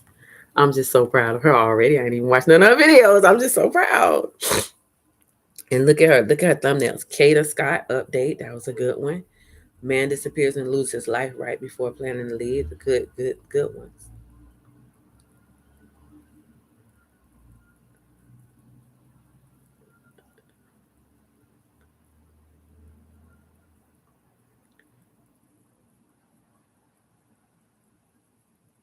Okay, she got good thumbnails too. We have now learned the mother and aunt of the little girl are under arrest. Hey there, guys. Yeah. Okay, this girl found inside a bin at an abandoned house. That's not the girl I was talking about. Her name was Jacqueline Torres. That's terrible. Yeah, but you see this? I might need to unsubscribe to her. All her news is terrible news. Like, a girl found inside a bin. Georgia Style is killed by her man. She disappears after her birthday. She killed after being stabbed. She goes missing. Like, I don't want when everybody hears bad and the worst news that they see, they think of me. I don't like that feeling. Like, I got a friend who, whenever she hears the absolute worst news, kids being murdered and molested and just, she sends it to me. I be like, why are you thinking of me? Oh, that's terrible. And it bothers me too. I even had to tell my researcher, no more. Don't send me nothing else that have violence in it. No more violent crimes. The crimes, if you send me crime, it needs to be interesting crimes. Not no violence, not no murder, stabbings, nothing. And she never does that anymore. So she got it. So sometimes if you see me posting it, it's because I saw it. I know that it's trending. And I know a lot of people talking about it. So I feel like go ahead and talk about it because people talking about it. But it's not my first my go-to and what I want to be known for. Not at all. I want to be known for interesting stories. Not just the worst of the society, interesting stories. The stories that go viral the most for me are not the crimes. It's the interesting stories that I find. Like I was just telling my researcher today, and she's funny because we got into it the last week because I started a whole new project, that don't have my name on it, but I just like let's put this together. I know how to do this. Let's do it. We were working on it, but then I had to stop it. I'm like, no, we can't do this no more. We gotta stop. This is not going well. And after I did that, she was like, okay, fine.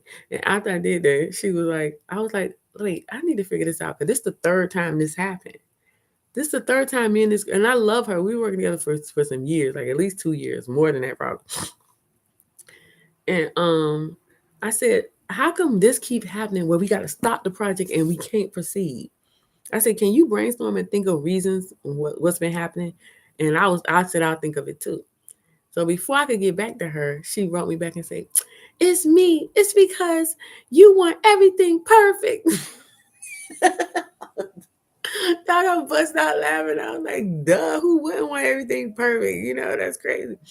But what I realized is it's not specifically her, it's the task. People have certain skills, you know, and if you're asking people to do something that's outside of what they're good at, of course they're going to seem like a failure.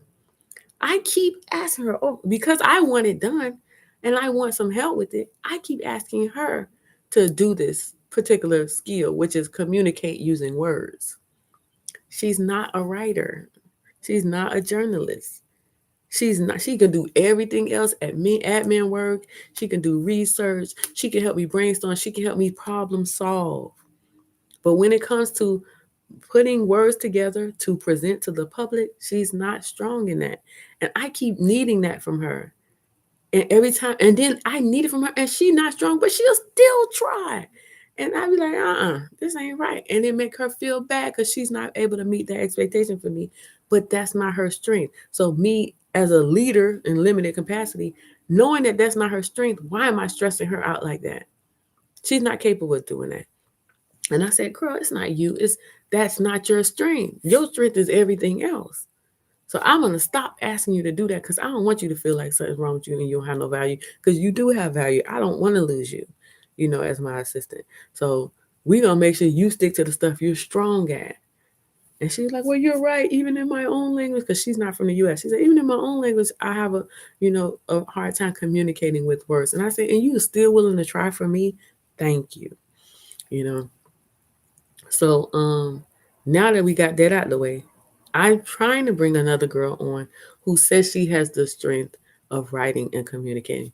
So now we shall see.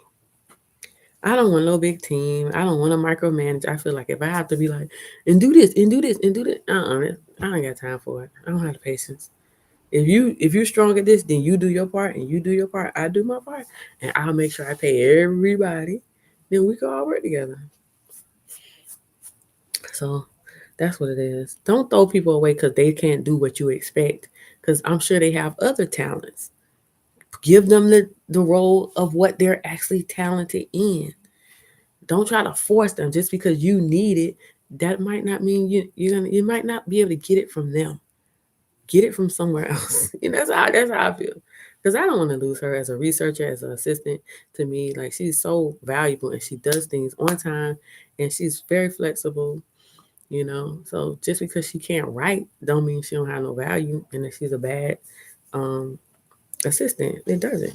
It just means I need to change what I expect from her and moving forward to give her tasks that I know she's gifted in. So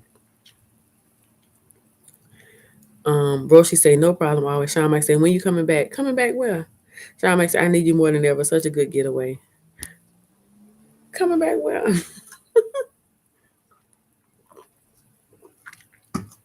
I don't even know when my next trip is. Because it's October. I know next month I'm doing something here. I'm not going anywhere. I don't have no plans to go anywhere. I already went somewhere October. So November I don't have no plans to go anywhere unless I hear something. But December I don't have no plans to go anywhere either. I don't have no more plans, but who knows, something might pop up. But literally I'm ready for this winter so I can finish this one book that should take me about 2 weeks. And then the next book after that, the Black History, that's gonna take me about 3 months. But I'm so excited to do some a Black History book, another Black History book, because I love researching. Like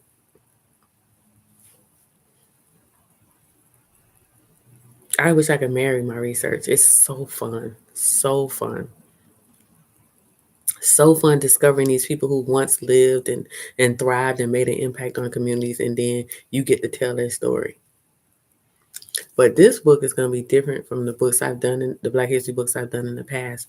Number one, I thought about what stressed me out most about those Black History books I've done in the past, and I decided you don't need to do that. I'm making up the project. Why am I stressing myself out? If I don't want to stress myself out and I want to enjoy my research fully, just go a different route, and that's what I'm gonna do. Ain't nobody making me do it. I'm literally writing a Black History book for fun. Speaking of, let me tell y'all how one of my followers blocked me the other day.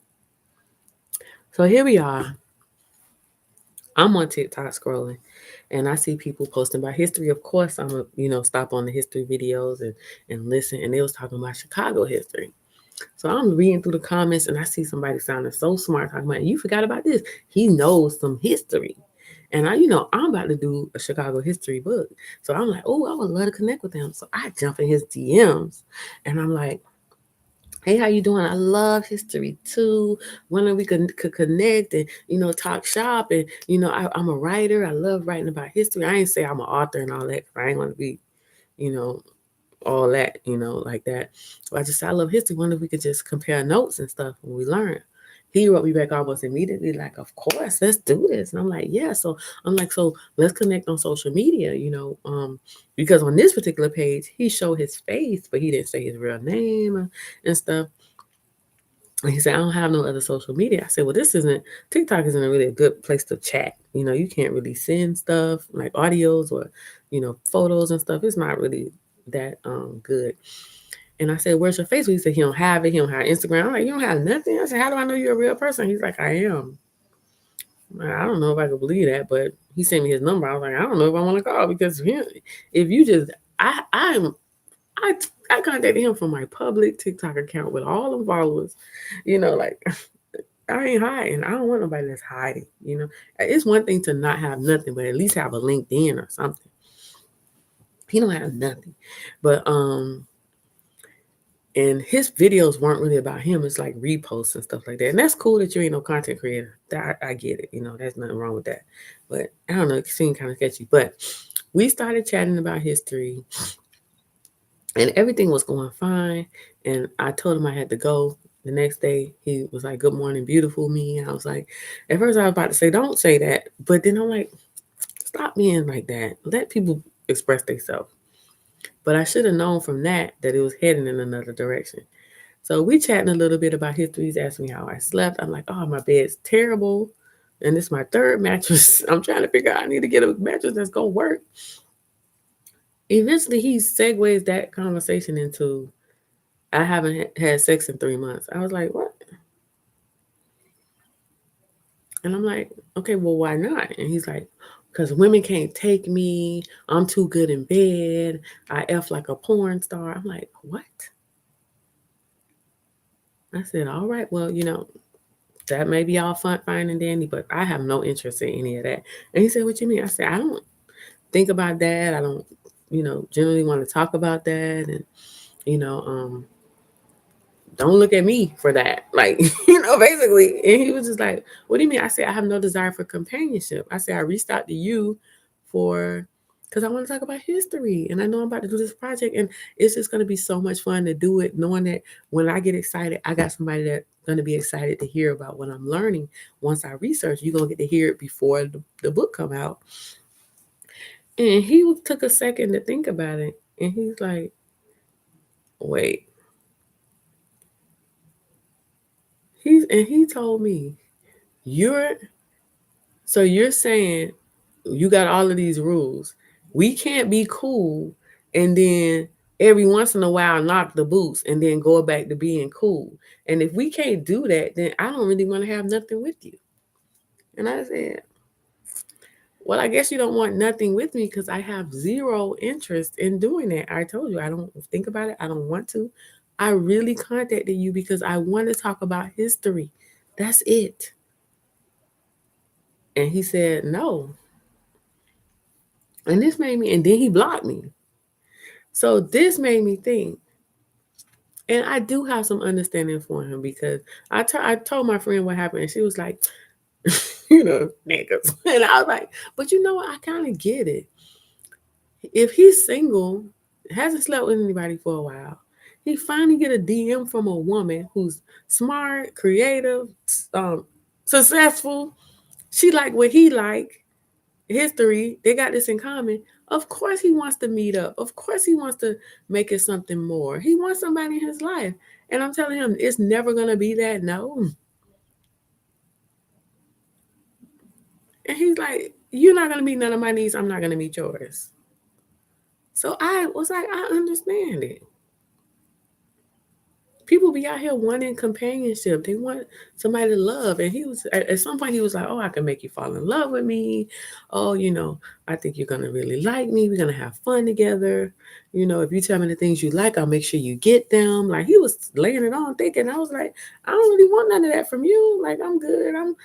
I just want to talk about history. I kept telling him I just want to talk about history. But he's like, no, you're not getting no history talk from me because I want a companion. I want somebody to touch and hold and be with. I ain't here to just talk to you. And I get it. And I respect it. And I don't even think he even wrong for it. Because if you don't look out for you, who gonna look out for you? You being there for everybody, for everything they need, and when your needs is there, that person not trying to give you none of your needs. No, and I wasn't gonna give him none of his needs. I wasn't gonna meet up with him. I wasn't gonna let him touch me. But he gonna meet my needs of being that listening ear I need for history. He's like, no. So I get it. I get it. The only problem is outside of wanting to talk about my favorite topics, which is social media and history, I don't need anything from anybody else. I don't need you to cook for me. I don't need you to sleep with me. I don't need that. I don't need companionship. So I don't be needing stuff for free from people.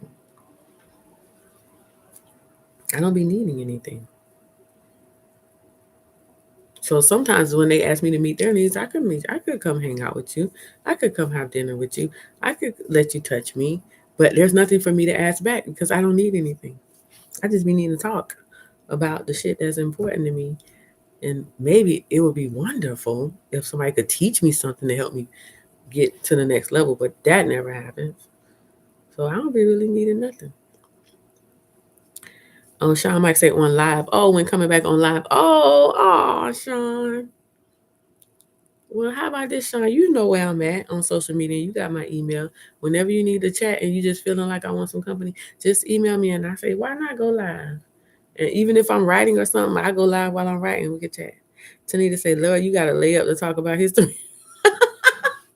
Well, man, people want companionship. Like I really, like I'm gonna be honest with you. I could have been in love a few times since I've been here already, and I don't think it's game.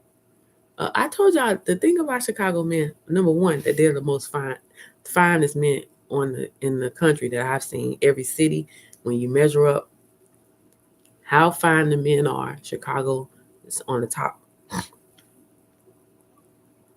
They're number one. The amount of fine men in the city just ridiculous, and it's concentrated too. Like, are you serious? And they're everywhere you go. It's like I got off the plane before I even left the airport. I'm like, "Excuse me, sir. Damn,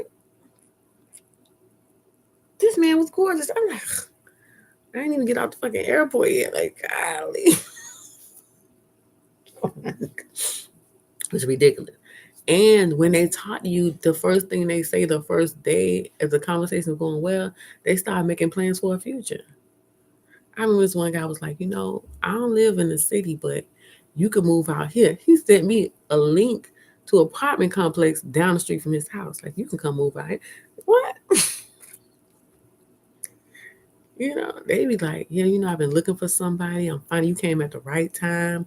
They so like loving. And most people who are cynical, including myself, would be like, that's game. They just lying to get what they want. But I don't think so. I think people want to connect. Even men. I remember this one time this woman was like, these men be jumping in my inbox and they regret they ever did because I cussed them out so fast they blocked me. And I said, why? Because that's what they want. And it turns out she's gay and don't want to admit it. But I told her, I said, these guys is jumping in your inbox because they want somebody to be nice to them. And they trying to put in as much effort as they can or what they know how. I think most people approach you because they're looking for somebody to love them.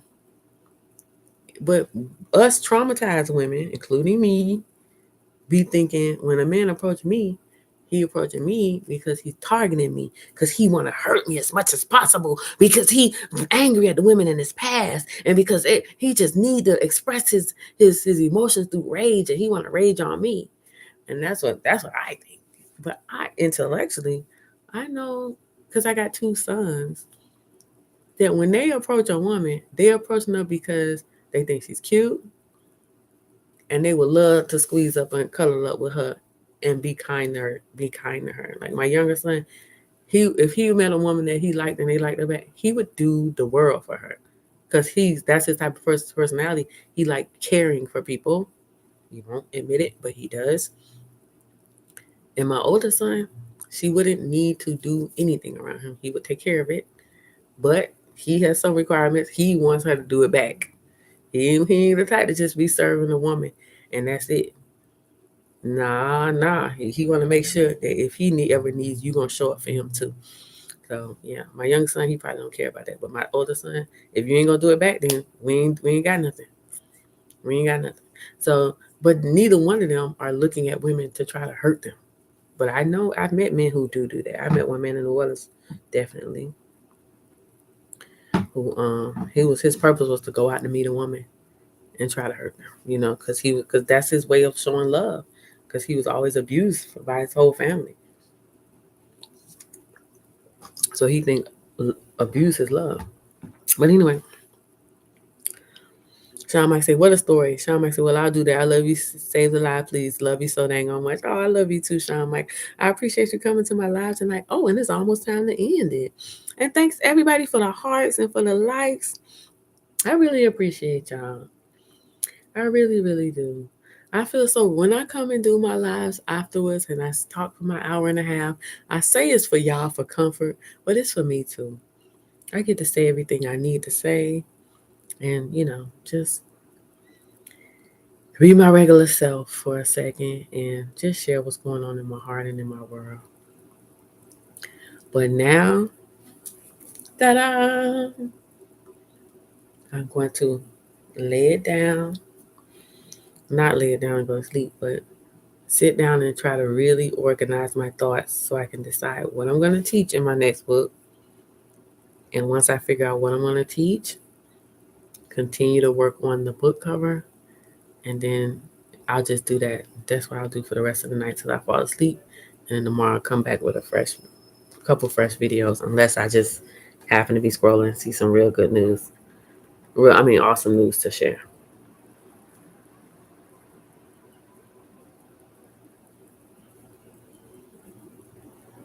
Yeah, that's awesome. All right, guys, I'm going to get on out of here. If you made it this far in this video, bless you. I hope you enjoyed it. I hope you like listening to me ramble. Everything's okay. Nothing's going to stress you out. Nothing can ever devastate you.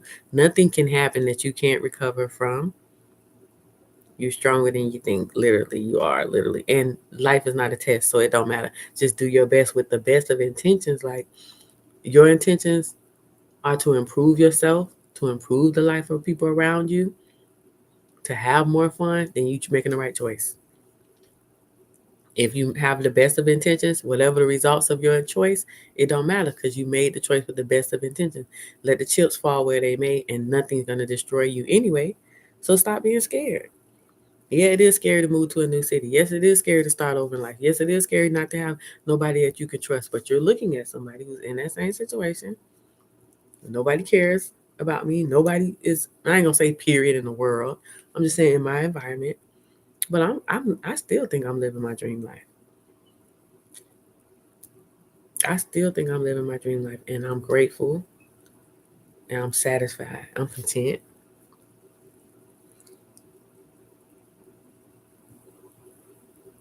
That's it. All right, guys. I'm Te-Erika. Thanks for following the live. Make sure you follow me on Facebook, please. That's my biggest platform. So I really want everybody to come join me there. And when you Google me on Facebook, you're gonna see my author page first. But if you look at that first post, you're gonna see a link to my regular page, and my regular page looks just like this. It's my regular profile. So come over here. This is where I post everything. I post more on Facebook than I do on any other platform, including Instagram. Instagram is the runner up. But Facebook get photos, memes, text, me just telling stories, me personal pictures of myself and what's going on in my personal life. and all of the news and stuff you see on all other platforms. So Facebook is my number one platform. Please join me over there. Like, comment. If you like and comment any of my posts and share them, that helps me to that's supporting me without even having to spend any money with me, because likes and comments equal money. So y'all make sure y'all continue to engage with my content, share it, like, follow, tell your friends and everything. It means so much to me. I'm telling you, this one girl I met who immediately started liking and commenting on all my stuff made me fall in love with her and just want to just we friends now, because um excuse me, that helps me earn money, but also show me you paying attention and that you care enough to say good job. That's what a like means to me. Good job. And I put a lot of heart into my work, so it feels good to be acknowledged. Sean Mike said, I'll message you and check on you. We connected for life. Oh, much love to your sons. I agree, Sean Mike. So, all right, guys, I'm going to get on out of here. I'll talk to you guys soon. Good night.